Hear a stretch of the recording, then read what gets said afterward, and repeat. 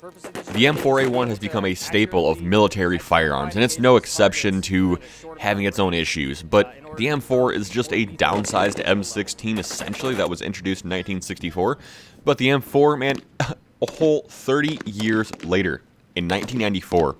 Since 94, when it became a service rifle, it has been used in 15 plus conflicts all around the world. This gun is just one of my favorite of all times, especially being as I'm a large AR fan. So let's get into a few different things about this gun and learn a little bit about it. The M4A1 was introduced into Call of Duty and Call of Duty 4, then Modern Warfare 2, Modern Warfare 3, Call of Duty Online, Modern Warfare Remastered, COD Mobile, obviously 2019 Modern Warfare, and it was cut from Black Ops 2 and Ghosts. So, I mean, obviously, the gun has been a staple in Call of Duty since COD 4.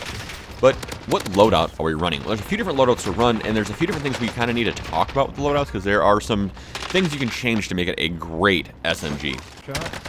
In this chart, we have the Kalashnikov, the Cold War Kalashnikov, the AK-47. This is the M4's main competitor. Well, it's kind of the M16's main competitor, but for all intents and purposes, it is the other AR used by OPFOR forces.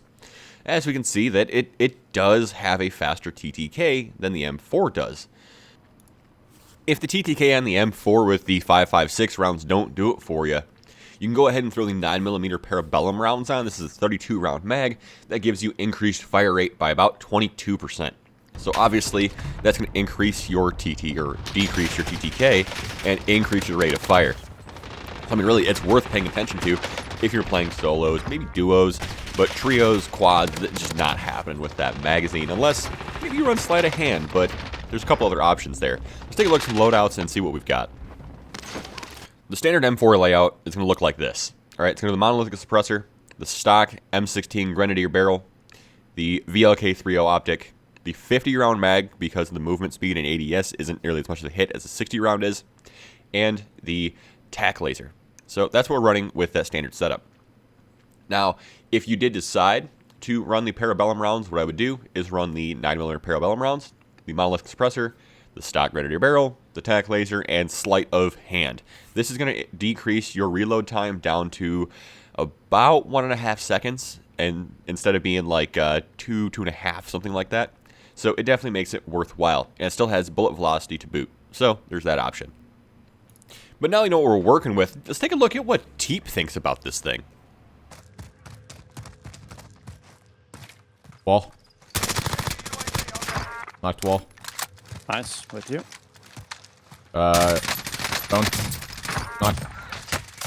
On my right. Chain car. Ride. I'm gonna res. Alright, well, TeeP is an absolute laser anyway. What about Raidaway? I mean, he's good, but what does he think about the M4?